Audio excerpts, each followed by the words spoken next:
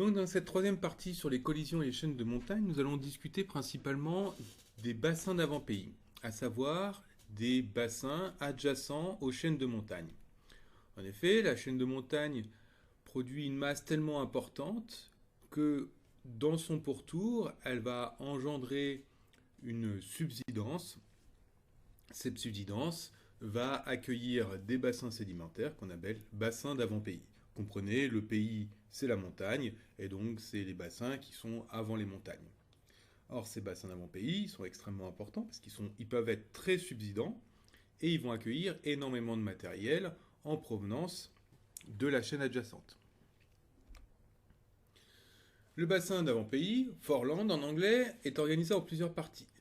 On va avoir le plus à l'extérieur, le plus à l'intérieur du bassin, donc le plus du côté du prisme d'accrétion, on va avoir le sommet du prisme, wedge top en anglais, dans lequel on va avoir les nappes de charriage les plus avancées qui vont être présentes.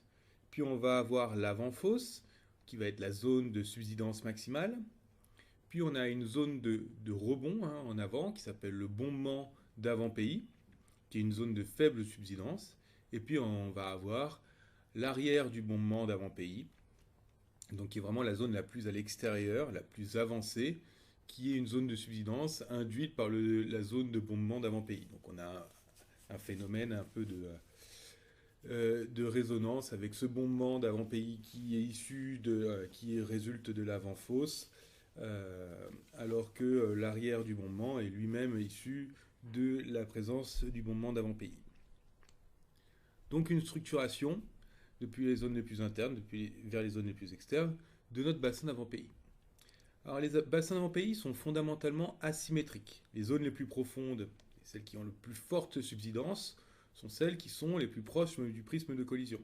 Puis plus on va s'éloigner, plus on va aller vers l'extérieur de la chaîne, puis on va, du bassin, plus on va avoir des zones qui vont être de moins en moins subsidentes, et donc qui vont avoir des profondeurs de moins en moins épaisses. À l'échelle de la chaîne, les bassins d'avant-pays ne sont pas symétriques.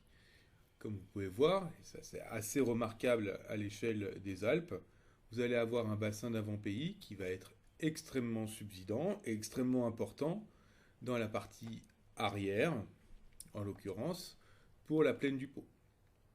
Il faut savoir que la chaîne des Alpes est vraiment asymétrique, avec une augmentation d'altitude depuis les zones, si on prend pour la France, depuis les zones des chaînes externes, puis on va aller de plus en plus en montant, en allant vers les chaînes les plus internes, jusqu'à Doramera, le Grand Paradis, pardon. Puis on va très vite avoir une diminution en altitude pour arriver dans le bassin d'avant-pays. Alors que le bassin d'avant-pays dans la partie avant de la chaîne, comme sur ce schéma ici, va être, lui, beaucoup plus graduel. Il va être légèrement étendu, mais on va avoir vraiment une réduction de pente beaucoup plus graduelle par rapport au bassin d'avant-pays italien qui, lui, est beaucoup plus concentré et avec une subsidence extrêmement importante. Il faut bien se rendre compte que la sédimentation dans les bassins d'avant-pays, elle n'est pas exclusivement continentale. Elle peut être aussi marine. Donc un exemple simple, c'est le bassin d'avant-pays des monts Zagros en Iran, où vous allez avoir une partie de sédimentation qui va être continentale, qui correspond typiquement à la vallée du Tigre, alors que vous avez une partie d'environnement et de sédimentation qui va être marine, qui est la partie du golfe Persique. Les deux étant la même chose, c'est la continuité, le bassin d'avant-pays des monts Zagros. Il y en a un qui se trouve être sous le niveau de la mer, alors que l'autre ne l'est pas. Donc ça va dépendre du degré d'évolution du prisme, s'il est plus ou moins important, et puis des potentiels aussi de connexion éventuelle avec l'océan, ou voire même le niveau marin global, s'il est suffisamment élevé pour accueillir pour être inondé par la mer. Dans les bassins d'avant-pays, il va y avoir une sédimentation qui va être variée. Alors, comme je vous ai dit, il y a les bassins qui peuvent accueillir des environnements continentaux, comme ils peuvent accueillir des environnements marins. Ou lacustre d'ailleurs aussi, je n'ai pas évoqué précédemment, donc qui est attribué aux environnements continentaux.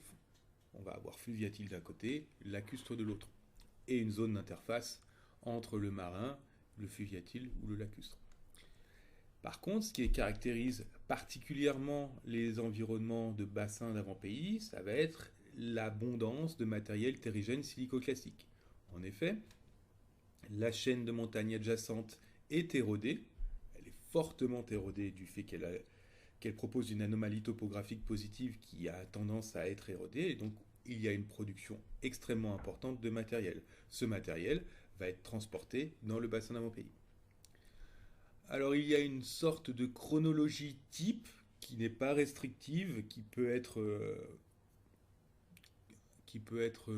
non valable à certains endroits, mais bon, c'est une sorte de règle simpliste qui ne s'applique pas partout, avec au début la formation du bassin, pendant laquelle il va y avoir une forte subsidence, avec un régime sous-alimenté. Régime sous-alimenté, comprenez, le bassin a une subsidence plus importante que l'apport sédimentaire. Donc il y a toujours plus d'espace d'accommodation. Dans cette phase-là, la sédimentation va être principalement fluviatile, lacustre, dans certains cas. Puis une deuxième phase, l'approfondissement du bassin, toujours en forte subsidence, toujours en régime sous-alimenté, mais cette fois-ci avec incursion marine. Le bassin est de toujours plus profond, il s'enfouit de plus en plus au fond du bassin, et ce qui va permettre l'incursion marine, s'il y a une connexion avec des environnements, enfin avec la mer tout simplement. Puis une troisième phase, le comblement du bassin. Cette fois-ci, les zones de subsidence vont se déplacer vers l'extérieur de la chaîne, et l'apport sédimentaire est plus important que la subsidence. Donc on va avoir un régime suralimenté. Comme il y a une tendance à combler le bassin, la sédimentation va avoir tendance à passer de marin vers du fluviatile, voire du fluviatile qui n'accumule même plus, qui n'est plus qu'une une zone de transport vers une zone plus éloignée de la chaîne de montagne qui va servir de zone d'accumulation. Alors, dans les premiers stades de la collision, il va y avoir des séries sédimentaires des bassins d'avant-pays qui vont être très semblables aux séries de remplissage des fosses océaniques. En effet, pendant ces périodes de temps-là, dans le cas où on va avoir des environnements qui vont être marins, l'altération et l'érosion de la chaîne de montagne va produire beaucoup de matériel silicoclastique qui va pouvoir s'accumuler et former des turbidites et des flots gravitaires qu'on appelle, dans ces cas tout à fait particuliers, des flysch. Donc ils sont extrêmement abondants dans les dynamiques de chaînes de montagne qu'on va pouvoir trouver notamment dans les Alpes ou dans les Pyrénées. Donc ce sont des turbidites.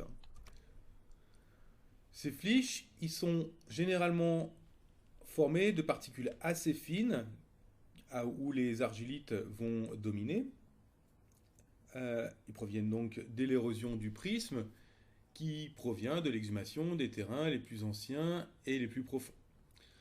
Alors comme on a un prisme qui est continuellement soulevé en réaction à cette érosion. Donc en fait, il faut bien comprendre que vous êtes en train de créer une anomalie topographique qui va être érodée, qui va avoir tendance à transporter le matériel qui est présent ici vers la zone de dépôt à ce niveau-là, ce qui va nous permettre d'avoir un rééquilibrage isostatique. Donc on va avoir tendance à avoir une accumulation de masse à ce niveau-là, et donc une remontée ici. Cet rééquilibrage est continuel, il sera particulièrement efficace si on arrête la convergence, mais bon, si la collision continue, du coup, il ne fait que compenser, ou voire même il est déficitaire par rapport à la compensation de cette collision qui continue à toujours plus épaissir. Donc ça dépend à quel moment on se situe dans l'évolution de notre chaîne de montagne et de notre bassin. Alors la collision va continuer, on va avoir ces flysch dans les bassins d'avant-pays qui vont se former, et avec le temps, une nouvelle nappe de charriage va pouvoir se créer, ce qui va incorporer les dépôts de flysch dans le prisme. Alors c'est assez simple, c'est la formation de bassins transportés, des bassins en piggyback. Vous avez ici une zone dépressionnaire, vous avez une accumulation ici, une chaîne de montagnes qui se forme avec un front ici de la nappe de charriage, ce qui va avoir tendance à former un bassin en avant du système de l'anomalie topographique, dans lequel il va y avoir typiquement des flysch qui vont se déposer. Puis le front de la nappe de charriage va se déplacer vers l'avant, vu que ce front, le premier front, ne permet plus de compenser le raccourcissement par épaississement. Il va y avoir un déplacement vers l'avant avec la création d'une nouvelle nappe de charriage, qui va avoir tendance à isoler une partie du bassin d'avant-pays et qui va être porté par la nappe de charriage, ce qu'on appelle un bassin transporté ou un bassin en piggyback. Et le bassin d'avant-pays va, lui, continuer à se développer en avant de la nappe de charriage. Et comme ceci, on va constamment avancer nos différentes nappes de charriage, et ce qui va avoir tendance à déplacer notre bassin d'avant-pays. Certains morceaux du bassin d'avant-pays vont être incorporés au prisme d'accrétion, au prisme de collision. Donc c'est ce qu'on peut voir typiquement dans les Alpes, ici, avec les flysch qui sont incorporés dans la chaîne de montagne et qui viennent en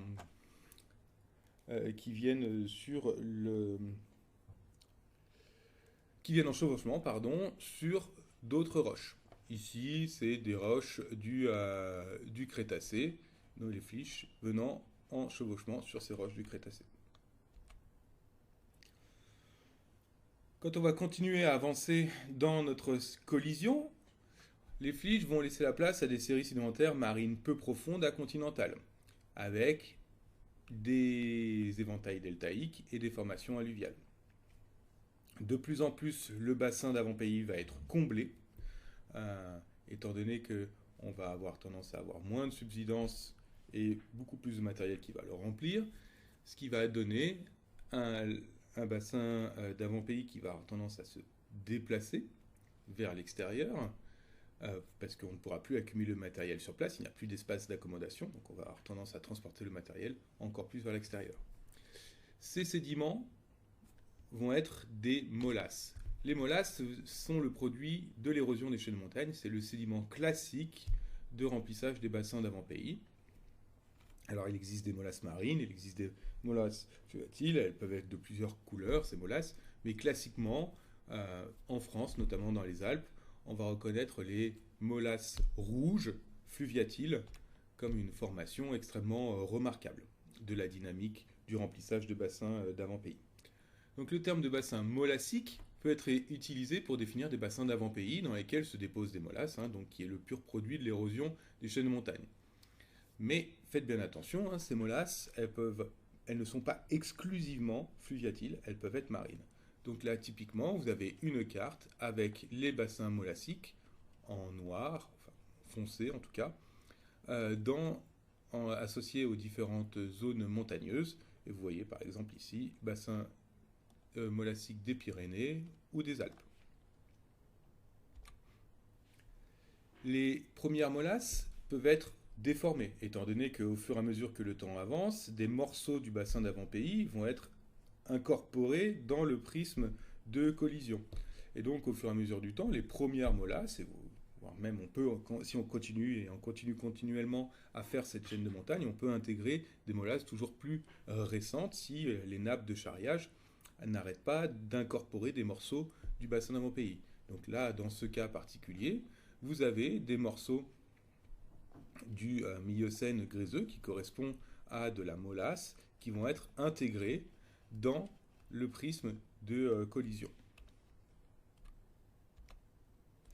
Donc vous avez ici ces molasses qui sont plissées et chevauchées par le tittonien. Donc elles vont être déformées par le tittonien, le jurassique. Elles vont être déformées, ces molasses, Donc elles vont subir les effets de la tectonique sous l'action des différentes nappes de charriage qui se succèdent.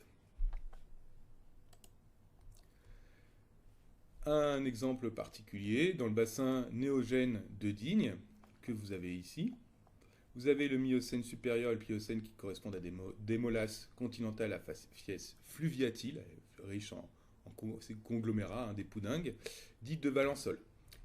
C'est une zone dans laquelle il y a énormément de dépôts molassiques, qui peuvent représenter jusqu'à 3000 mètres d'épaisseur, avec le flanc est qui est en partie chevauché par des nappes alpines. Donc, dans cette zone ici, ce bassin néogène, ce bassin dit de Valençol, est chevauché par la nappe de Digne, donc tectoniquement active, qui est venue recouvrir, avec des dépôts plutôt Trias-Jurassique, certains lambeaux du bassin Miocène. Le Miocène inférieur à Miocène moyen, on va avoir des molasses marines à faciès marin un peu profond, intertidaux et estuariens qui vont se mettre en place. Donc on a clairement dans cette région-là, dans les Alpes occidentales, à la fois l'évolution de faciès molassiques marins, de faciès molassiques fluviatiles, franchement fluviatiles, voire même alluviaux, avec des conglomérats extrêmement importants, des subsidences extrêmement importantes, qu'on va pouvoir accumuler jusqu'à 3000 mètres d'épaisseur, et la reprise dans le prisme de collision de ces molasses avec le chevauchement de la nappe de Digne sur le Miocène. Donc un événement qui arrive post-Miocène, voire post-Pliocène, donc un événement assez récent. Enfin, pour terminer, dans les derniers stades de la collision, les bassins molassiques vont former des grandes plaines alluviales qui vont être adjacentes au prisme de collision et vont servir principalement de zone de transit du matériel qui va être déposé encore plus loin, in fine, jusque dans les domaines océaniques. Et donc, nos bassins sont complètement comblés. L'activité de la collision peut s'arrêter complètement, ce qui va avoir tendance à aplanir l'ensemble du système, c'est la pénéplénation, avec l'abandon de nos bassins d'avant-pays qui ne sont plus suffisamment subsidants pour accueillir du sédiment. Je vais m'arrêter pour cette partie sur les bassins d'avant-pays à cet endroit, et dans la dernière partie, je vous montrerai un exemple